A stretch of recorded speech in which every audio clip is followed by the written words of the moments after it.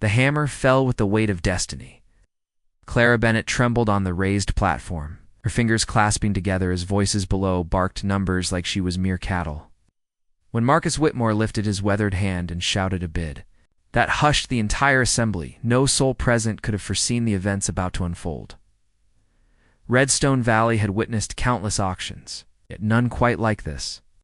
The September heat pressed down ruthlessly upon the courthouse steps as Magistrate Harold Pierce dabbed moisture from his brow, his voice carrying across the assembled throng. Clara's guardian had perished, leaving debts scattered across half. The county, and now his 20-year-old ward, faced the consequences. She kept her gaze locked upon the weathered planks beneath her boots, unwilling to acknowledge the ravenous stares from the men gathered below. Most hadn't come seeking household help, and every person understood this truth. Whispers had begun. Circulating days earlier, when the magistrate proclaimed the Akina young woman, unwed, with no destination and no kin for protection, Marcus Whitmore positioned himself toward the crowd's rear, his lined face revealing nothing beneath his black hat's brim. At 47, he commanded respect as one of the region's most successful cattle ranchers across 4 counties. His beloved had passed 2 years prior, leaving him solitary on 1,500 acres, requiring more workers than his purse could manage. Yet respect couldn't shield a soul from isolation, and local gossips had wondered when he might seek another bride. The bidding commenced. Modestly but escalated rapidly. Tom Bradley from the trading post shouted $20.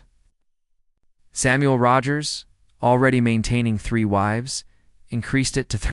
The gathering grew restless as prices climbed, several men shifting uneasily upon realizing their limits had been exceeded. That's when Widow Henderson observed Marcus stepping forward. The woman who managed the general store made knowing everyone's business, her occupation, and she'd never witnessed such an expression on the rancher's features. His jaw remained set, his attention focused solely on the young woman standing above them all. When bidding reached $60, most men began retreating. The sum exceeded what numerous families earned in half a year. Marcus raised his hand. Without hesitation, his voice slicing through the September air like steel. $75. Silence engulfed the crowd. Magistrate Pierce's eyes expanded as he looked toward the rancher. Even Clara glanced upward for the first time, her blue eyes discovering Marcus among the sea of faces. At something different emanated from him, something that made her chest tighten with confusion rather than the absolute dread she'd experienced observing the others. Pierce called for additional bids, yet nobody responded. $75 represented a fortune for what most men expected would be a brief arrangement. They assumed Marcus would tire of the girl within months, and she'd find herself back at the beginning. The gavel descended with finality. Sold. To Marcus Whitmore. As the crowd started dispersing, Widow Henderson watched the rancher approach the platform. She'd known Marcus since his arrival in Redstone Valley 15 years ago, had observed him construct his ranch from nothing and mourn. His wife's passing, like his spirit, had been torn from his body, yet the manner in which he regarded that girl as he assisted her from the platform made Henderson's blood freeze. In all her years witnessing people's secrets reveal themselves, she'd mastered recognizing the distinction between a man purchasing property and a man executing a scheme. Whatever Marcus Whitmore was planning would soon turn their peaceful valley upside down.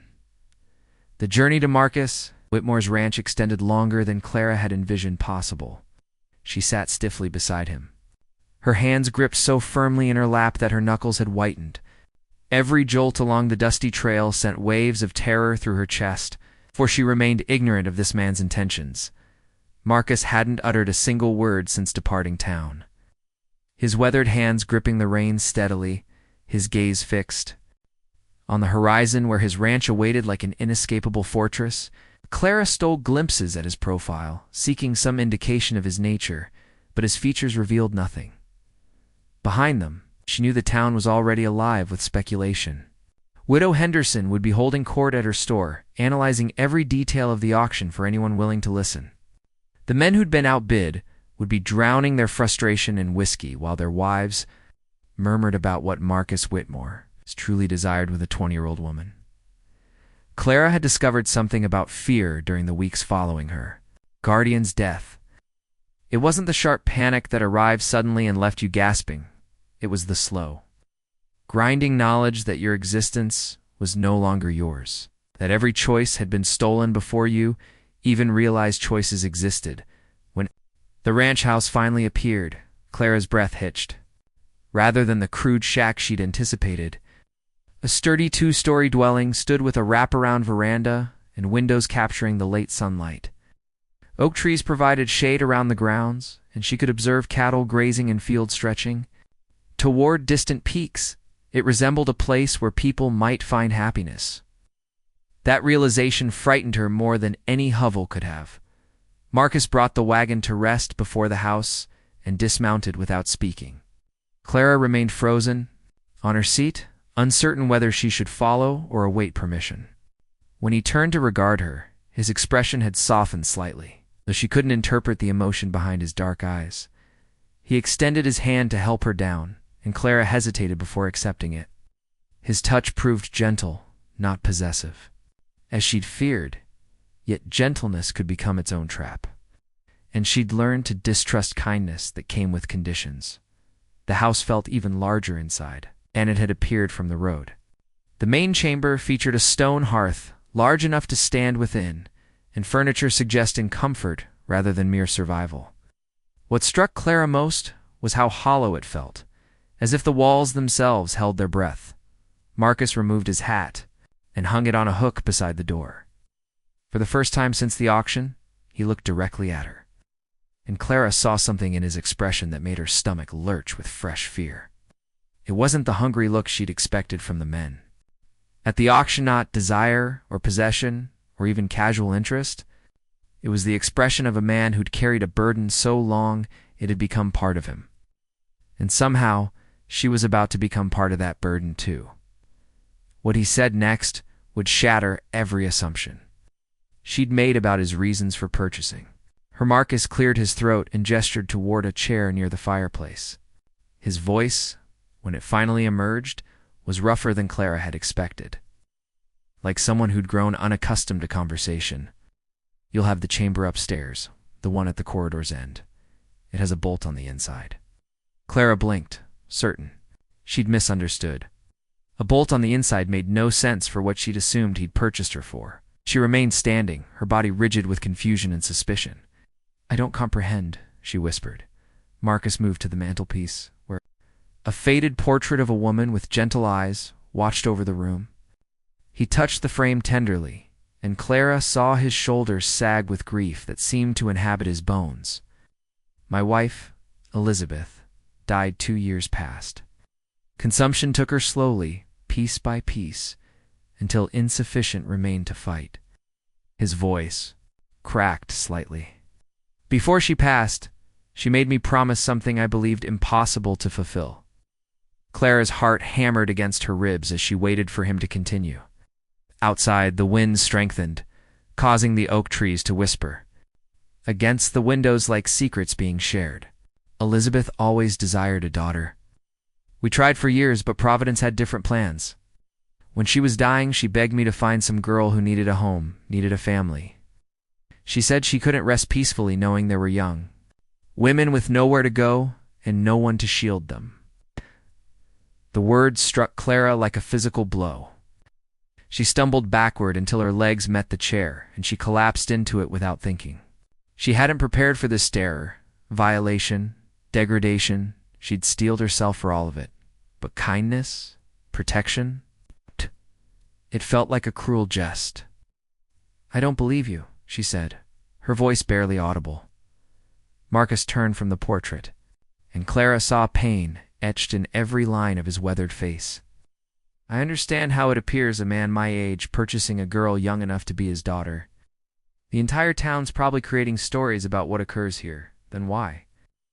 Question erupted from her lips before she could stop it. "Why purchase me like that? Why not simply help somehow?"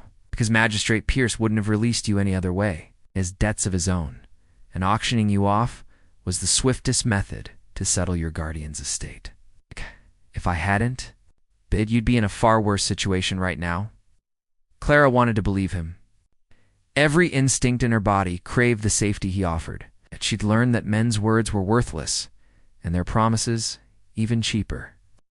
Her guardian had promised to provide for her right up until the day he'd wagered away everything they owned. "What do you want in return?" she asked, her voice gaining strength. Nobody does something for nothing. Marcus remained quiet for a long moment, his gaze returning to his wife's portrait.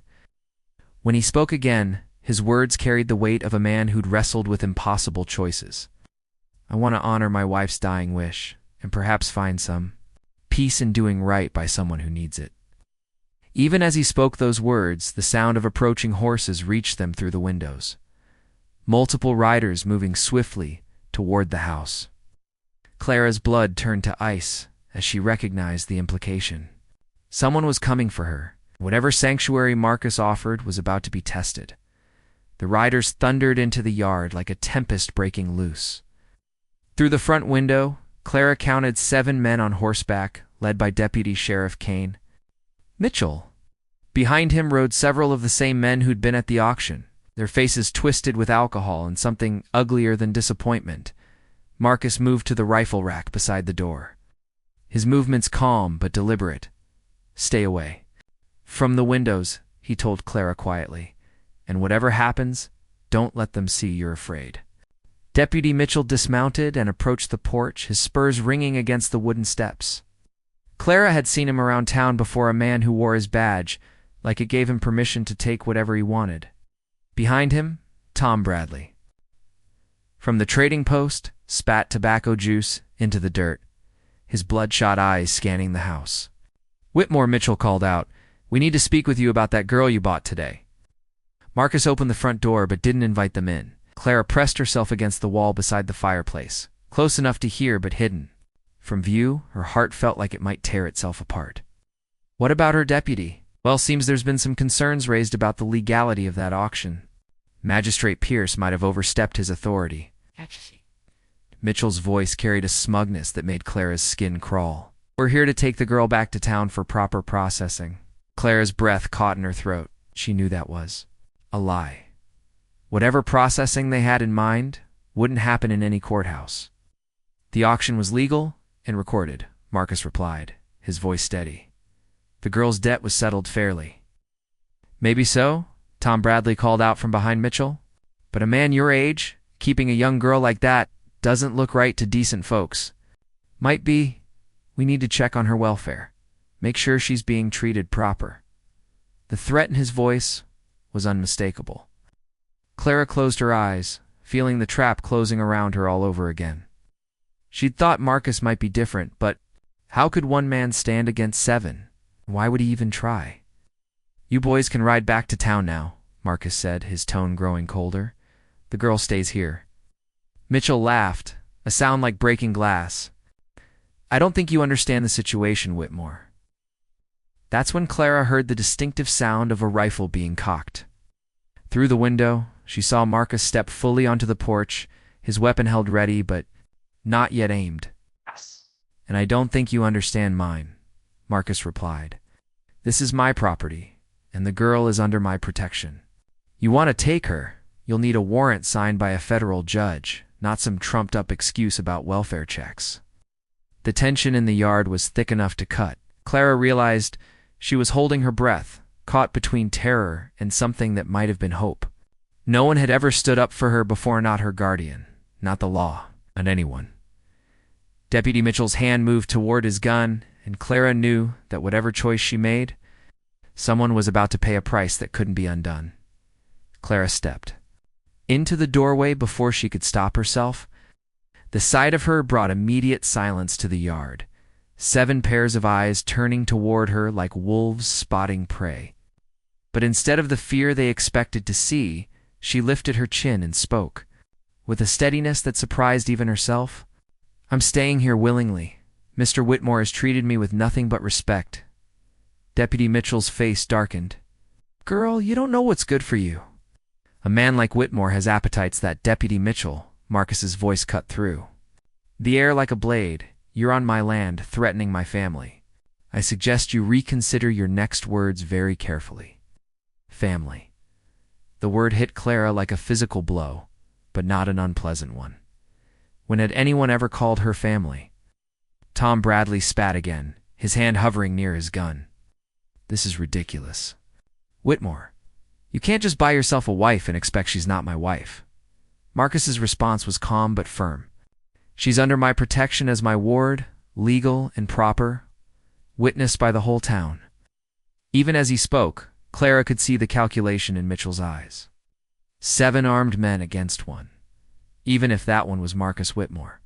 The deputy was weighing his chances, and Clara realized with growing horror that he liked his odds. That's when the sound of additional horses reached them from the main road. Clara's heart sank, thinking more of Mitchell's men were arriving. But Marcus's posture straightened with something that might have been relief. Sheriff Benjamin Cross rode into the yard with 3 of his deputies, his weathered face taking in the scene with the sharp eyes of a man who'd seen trouble brewing from miles away. Cross was one of the few lawmen in the territory who couldn't be bought, which made him both respected and dangerous. Deputy Mitchell, Cross said, his voice carrying the authority that came from 30 years of keeping the peace, might I ask? What brings you to Mr. Whitmore's ranch with an armed posse? Mitchell's swagger faltered slightly. Sheriff Cross, we were just checking on the welfare of the girl, making sure everything's legal and above board. Cross's eyes moved to Clara, and she saw something in his expression that told her he understood. Exactly what kind of welfare check this was meant to be? Miss, are you here against your will? No, sir, Clara replied, her voice gaining strength.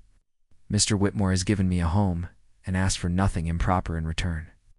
The sheriff nodded. Slowly, then turned his attention back to Mitchell. Then I believe your business here is concluded, deputy, unless you have a warrant I haven't seen. Now see here, Cross? No, you see here. Cross's voice carried the weight of absolute authority. You're harassing a citizen on his own property? Without cause. I suggest you and your men head back to town before I decide to investigate what's really going on. The threat was unmistakable.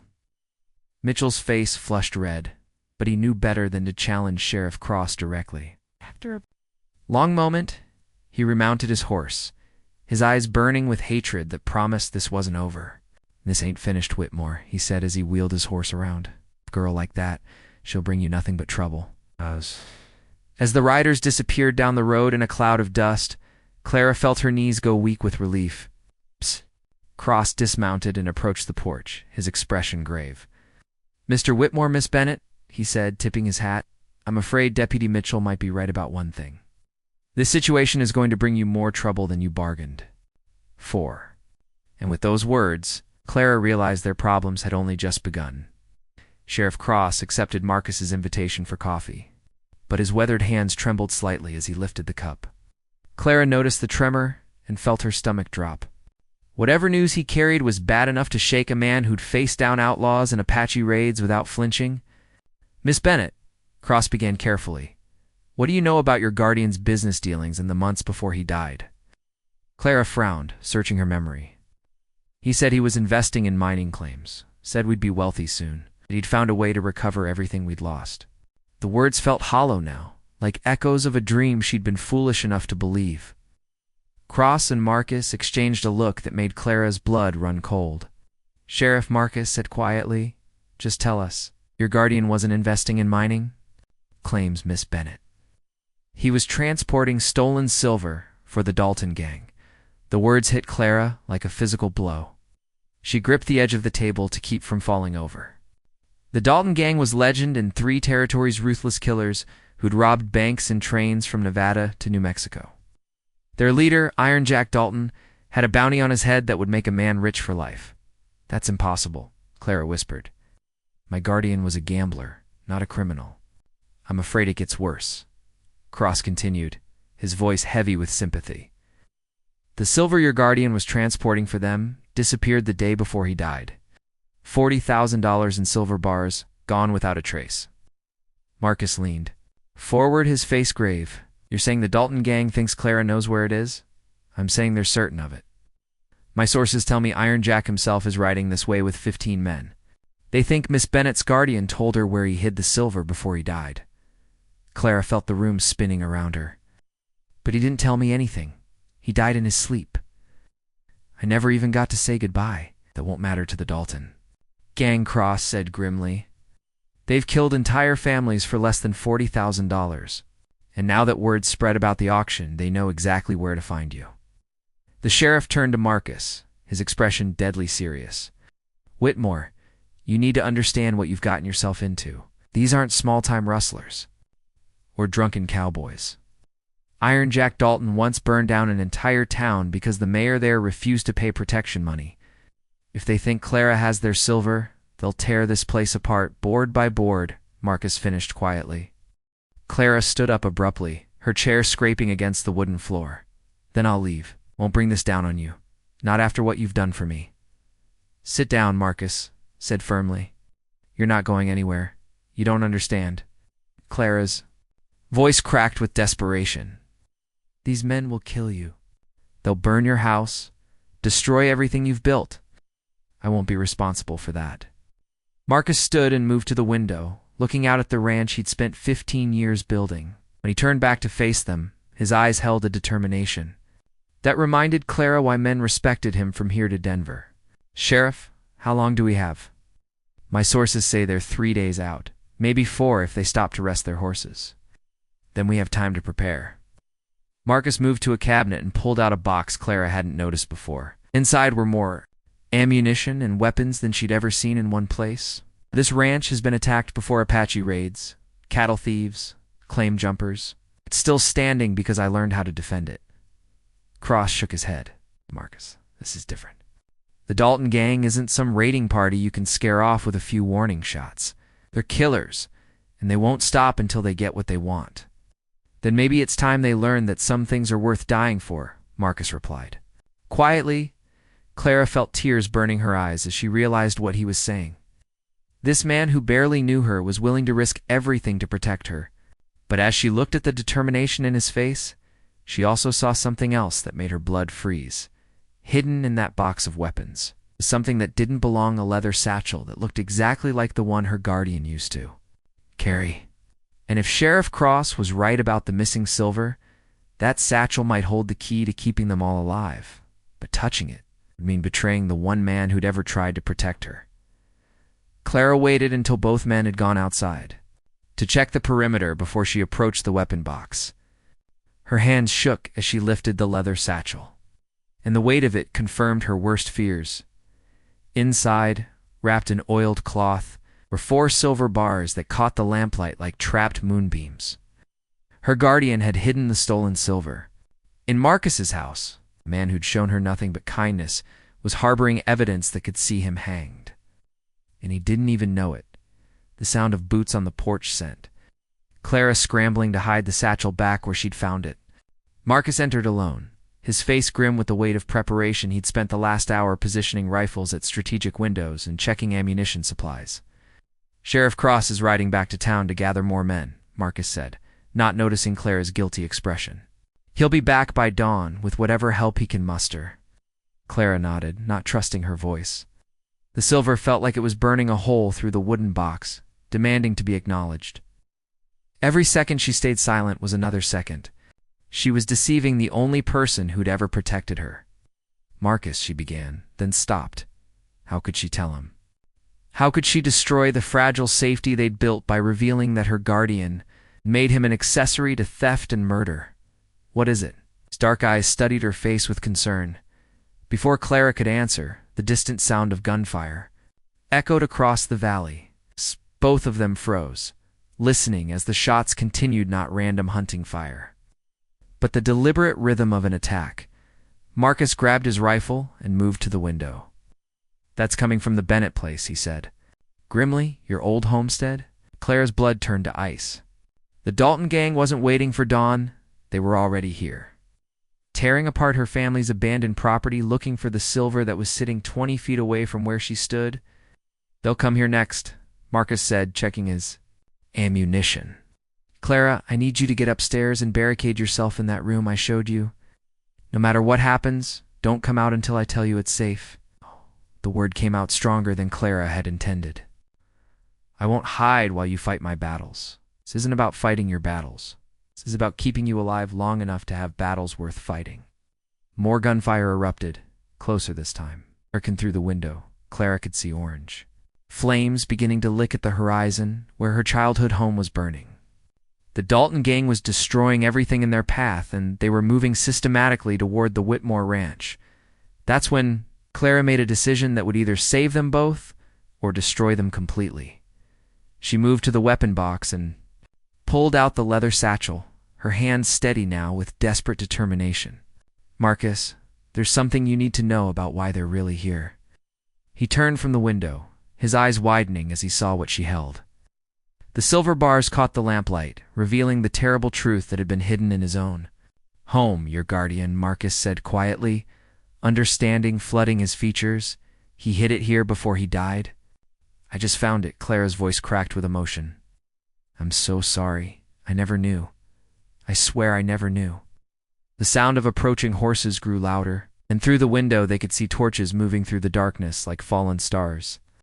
Iron Jack Dalton and his gang were coming, and they would kill everyone on this ranch to get what Clara now held in her trembling hands. Marcus looked at the silver, then at Clara, then at the approaching lights that promised death and destruction. What he decided in that moment would determine whether either of them lived to see another sunrise. Marcus took the satchel from Clara's hands without a word of accusation, his calloused fingers testing the weight of the silver that had brought death to their doorstep. Outside, the sound of hoofbeats grew thunderous as Iron Jack Dalton's gang surrounded the house like wolves circling wounded prey. "Clara," Marcus said quietly, "do you trust me?" She looked into his weathered face and saw not anger or betrayal, but the same protective determination that had driven him to bid. $75 for a stranger's freedom, with my life? Then follow my lead, and whatever happens, don't. Let them see you're afraid. The front door exploded inward under the force of a rifle butt, and Iron Jack Dalton stepped into the house like death itself had come calling. He was larger than Clara had imagined, with eyes that held a coldness that made her soul recoil. Behind him came 7 of the most dangerous men she'd ever seen, their guns drawn and ready. "Well," Iron Jack said, his voice soft and deadly. "Marcus Whitmore, I heard you bought yourself a pretty little thing at auction today, Dalton." Marcus kept his rifle lowered but ready. "You're not welcome on my land. Welcome's got nothing to do with it. Ow. I'm here for what belongs to me." Iron Jack's eyes found Clara and lingered with hungry malice. "That girl's guardian stole something precious, and I aim to get it back." Clara stepped forward before Marcus could stop her, the silver satchel clutched in her hands. "Is this what you want?" The effect was immediate. Every gun in the room swung toward her, but Iron Jack held up a hand to stop his men from firing. His eyes locked onto the leather satchel with the intensity of a starving man seeing food. "Smart girl. Now hand it over nice and slow, and maybe we'll make your deaths quick." "No," Clara said, her voice carrying a strength that surprised everyone in the room, including herself. "I'll give you the silver, but only if you give me your word that you'll leave Mr. Whitmore alone. He's innocent in all this." Iron Jack laughed. "It sounded like grinding bone. Innocent. Girl, nobody's innocent in this world. Your guardian learned that the hard way." That's when Marcus spoke, his voice carrying the authority of a man who'd faced death before and found it wanting. "Dalton, you've got what you came for. Take it and go." "See, that's where you're wrong, Whitmore. Didn't just come for the silver. I came to send a message about what happens to people who cross the Dalton gang." Clara felt the moment balanced on a knife's edge. These men hadn't just come to retrieve stolen property. They'd come to make an example that would be whispered about in saloons from here to California. And suddenly she understood that her guardian's theft had doomed everyone she cared about. But before Iron Jack could give the order to fire, Sheriff Cross's voice cut through the tension like salvation itself. "Iron Jack Dalton, out. You're surrounded. Come out with your hands up." Through the windows, Clara could see torches surrounding the house. Cross had returned with what looked like half the territory's lawmen. The tables had suddenly turned. Iron Jack's face twisted with rage as he realized he'd walked into a trap. But cornered animals were the most dangerous, and Clara saw his. Finger tighten on his gun's trigger? That's when Marcus made his move.